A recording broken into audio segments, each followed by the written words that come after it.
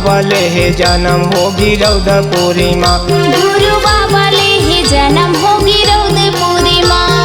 छत्तीसगढ़ के भुइया बोले सोन के चिड़िया होगी रौदपुरी माँ। गुरु बाबा ले है जन्म होगी रौदपुरी माँ। गुरु बाबा ले है जन्म होगी रौदपुरी माँ।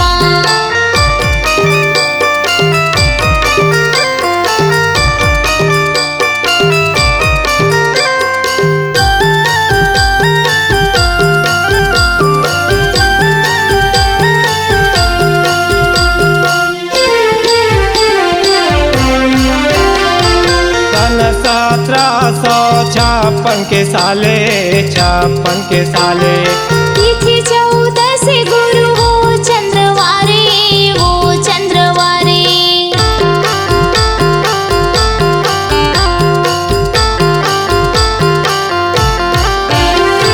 सन 1756 के साले 56 के साले तिथि 14 से गुरु वो चंद्रवारे वो चंद्रवारे। तोरे नाम चल गे बाबा दुनिया दुनिया माँ होगी रौदपुरी माँ। गुरु बाबा ले है जन्म होगी रौदपुरी माँ। गुरु बाबा ले है जन्म होगी रौदपुरी माँ।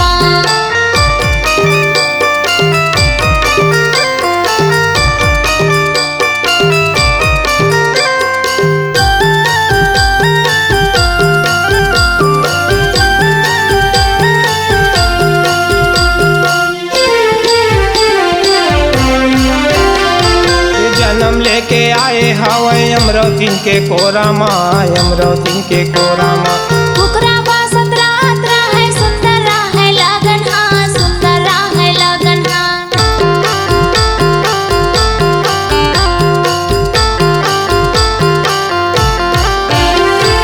जन्म लेके आए हवाई अमरौतीन के कोरा माँ अमरौतीन के कोरा माँ। फुकरा बासत रात है सुंदर है लगन हाँ सुंदर है लगन हाँ। नारे फूल सुध गई सहजन से हा होगी रौदपुरी माँ। गुरु बाबा ले है जन्म होगी रौदपुरी माँ। गुरु बाबा ले है जन्म होगी रौदपुरी माँ।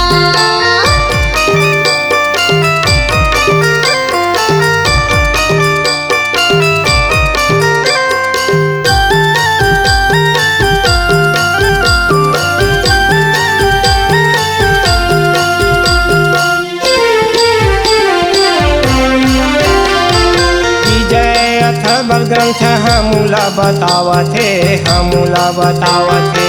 18 दिसंबर की जयंती मनावत है जयंती मनावत है।